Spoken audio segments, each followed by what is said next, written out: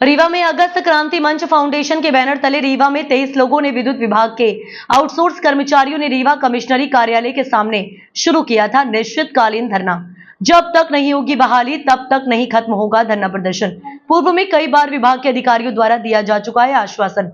रीवा जिला प्रशासन और संभागीय कमिश्नर सहित अधिकारियों को सौंपा जा चुका है पूर्व में ज्ञापन। सुनिए क्या कुछ कहा धरने पर बैठे आउटसोर्स कर्मचारियों ने। आज किन मांगों को लेकर के आप लोग धरने बैठे, कौन सा संगठन है, क्या मांगे? संगठन हमारा अगस्त क्रांति फाउंडेशन मंच के तले हम लोग बैठे हुए हैं। हम सभी आउटसोर्स कर्मचारी हैं।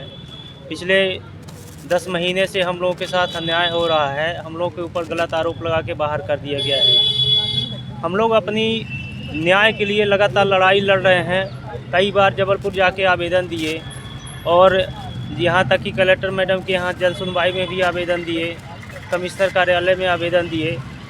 उसके बाद भी हमारी मांग अभी तक पूरी नहीं हुई है। हम सभी आउटसोर्स कर्मचारी विद्युत विभाग कर्मचारी थे और हमारे ऊपर गलत आरोप लगाया गया है कि इनको फ़ोटो वैलिडेशन की साफ फ़ोटो खींचकर नहीं भेजी जाती है। जबकि हमारा कहना यह है कि आप सही तरीके से जांच कराइए।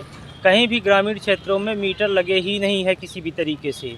और ये सारी चीज़ें आवेदन देने के बाद भी मुख्य अभियंता जी के यहाँ कई बार आवेदन दिया गया, अधीक्षण अभियंता के यहाँ कई बार आवेदन दिए कि सर हमारे यहाँ क्षेत्रों में मीटर नहीं लगे हैं, हमें गलत तरीके से निकाला गया है, हमें पुनः बहाल किया जाए।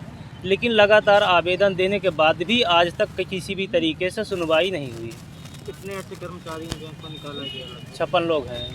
ये आप लोग की ड्यूटी कहाँ रहती थी, शहर में की? हम लोग सभी जितने भी आउटसोर्स कर्मचारी बाहर किए गए हैं सब ग्रामीण क्षेत्रों के हैं, जिसमें ये बोला गया था कि 100% उनका कहना है कि 100% मीटर लगे हुए हैं। जबकि हमने आवेदन दिया, हमने ये भी बोला था कि आप किसी भी मीटर रीडर के अंडर में एक गांव में जाके दिखवा लीजिए, अगर 3% से ज़्यादा मीटर लगे हैं तो हम लोग जो अपनी मांग को लेकर बैठे हुए हैं तो अपनी मांग जो है तो समाप्त कर देंगे।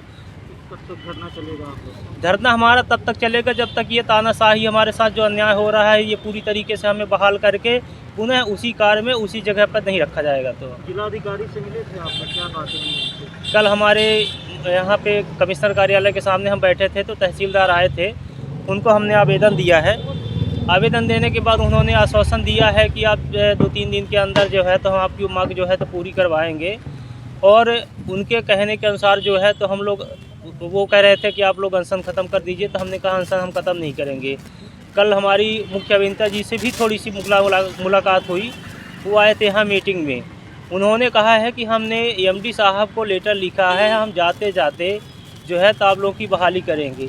लेकिन ये लगातार 4-5 महीनों से हर 15 दिन के लिए कहते गए कि हम 15 दिन के अंदर बहाली कर देंगे, लेकिन लगातार वो झूठ बोलते गए हैं। क्या नाम है आपका? मेरा नाम मनोज कुमार वर्मा है।